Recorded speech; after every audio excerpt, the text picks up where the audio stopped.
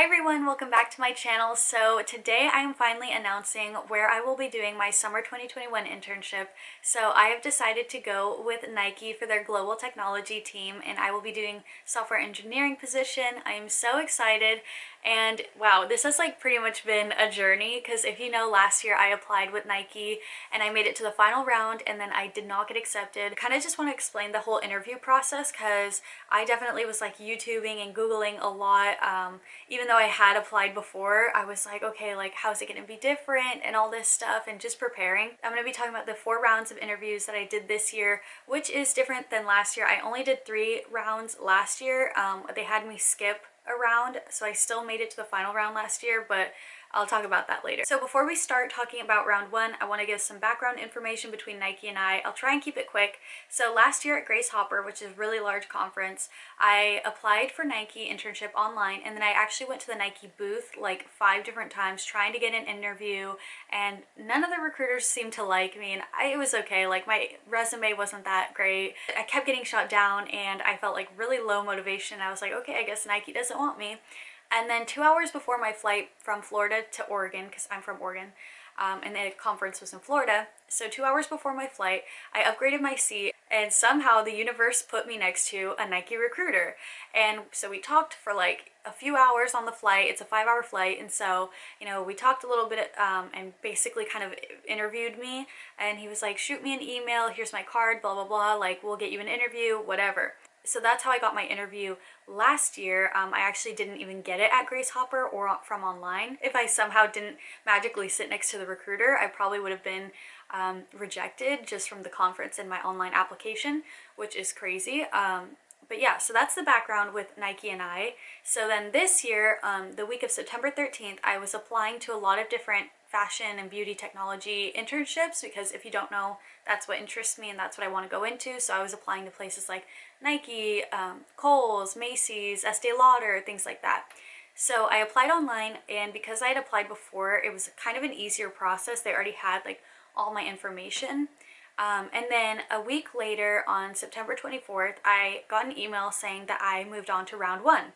And round one was a HireVue interview. And if you don't know what HireVue is, it's a platform that employers use to conduct just interviews. So they do have an option to do like a video interview, so they will prompt you a question like why Nike, and then you have 30 seconds to prepare an answer, and then like it records you and you have to just like talk, and it's kind of intimidating, but it's basically like a real interview. Like they ask you questions and you just respond. But Nike this year didn't do any video questions, so I just had 7 questions about like, are you eligible to work in the United States, you know, what year of school are you in, basic like checklist questions, you know, like legal stuff. And then I had a 35-minute coding assessment, which I will try and link down below the question that I was asked. I don't remember it at all. I know it was Leet Code Easy, and I'm pretty sure it was like a sorting algorithm. The 35-minute coding assessment isn't that bad, especially if you are preparing ahead of time and brushing up on your skills.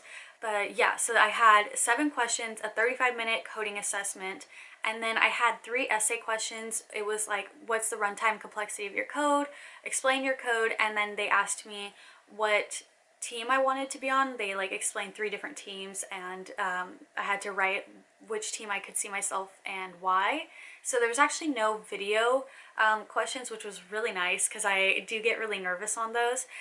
So that was round one. So 5 days later, on September 29th, I was sent a link to sign up for a 30-minute phone interview. And so I did that, and it was really chill. It was just like really simple behavioral questions like why Nike, what are some strengths and weaknesses, tell me about something on your resume. But she did ask me a few questions about like certain cloud computing softwares and things like that, and like if I had used them, and I was like no, and I started to get nervous that they wanted someone with more experience, but I was just honest, and I was like, I'm open to learning about them, but I just like have never used them. And it ended up being like a fine interview. Like at the end of it, I kind of didn't know if I had nailed it or failed it, but she seemed to like my answers, and I just was really honest, and I tried to show as much personality through the phone as possible. But Glassdoor has a lot of the different questions that you could be asked, and I will link that down below. But like I said, it was very basic, like tell me about something on your resume, things like that. And so that was round 2. And so this is when it starts to get different than my interview process last year. So then I actually had an invitation on October 6th to do Nike Swoosh Day, which is a group interview. And so I started talking to a lot of people that had interviewed and done Swoosh Day before, and they said, oh, it's this thing where like you go with a bunch of other candidates and they give you this prompt. They're like, here's this shoe, how would you use technology to make it better? And you have to like talk about, like, do Shark Tank presentation, like how would you make that shoe, and like what would you add, or like what would you bring to Nike, what kind of technology. And so I'm sitting in a Zoom call this year because COVID, it's like virtual. So I'm sitting with 80 other applicants and we're just hearing from top people at Nike, like their experience, why they chose Nike. And then they split us off into a bunch of breakout rooms, and it was like 6 applicants and 1 mediator, which was like a recruiter employee at Nike. And we weren't given a prompt this year. Like, I was waiting for the recruiter to tell us a prompt or give us a shoe to talk about, and we never actually were given one. So I just started talking about how like Nike could use mirrors to take measurements of people in stores so they don't actually have to go into the dressing room, and they can tell it like what size you are.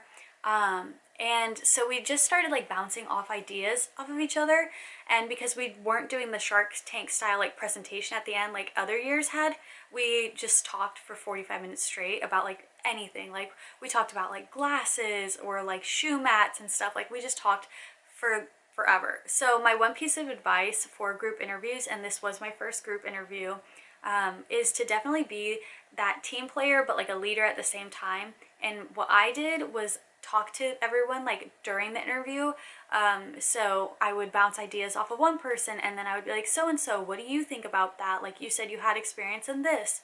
And so really trying to like connect the team, and just like acted how you would in a normal group presentation or group project. Like, there were some people in my group that were like definitely taking over and crossing that fine line of like being a leader and being rude and like cutting people off, you know?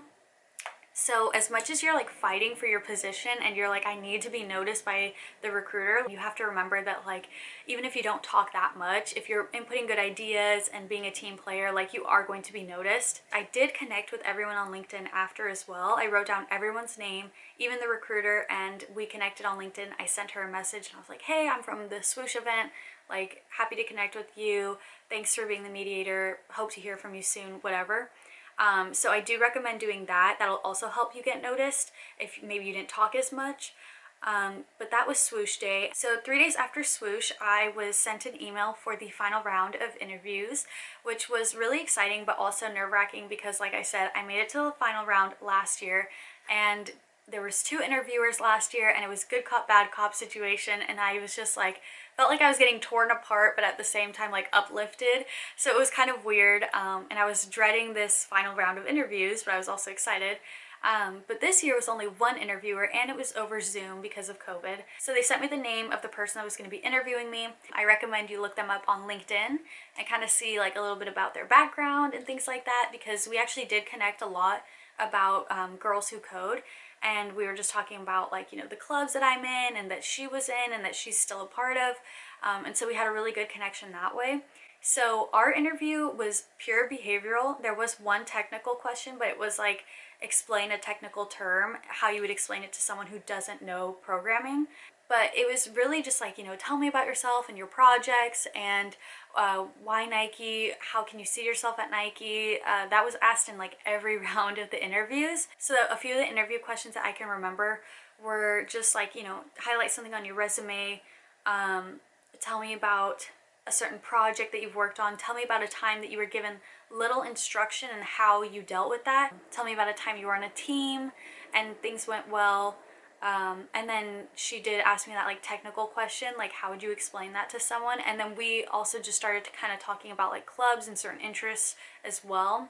And yeah, so the questions were not hard. Again, I will have Glassdoor questions linked down below. And a week and a half later, I received a phone call and they extended me the offer, and I was so excited.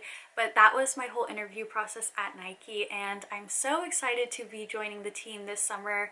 And yeah, I'm excited to be filming it for you all and giving you different vlogs and things like that. And I hope this video kind of helps you if you're going through the interview process as well. If you want to follow my journey and connect more on Instagram, my links are down below. You can always comment as well. And that is pretty much it. So I will see you guys in the next video. Bye guys.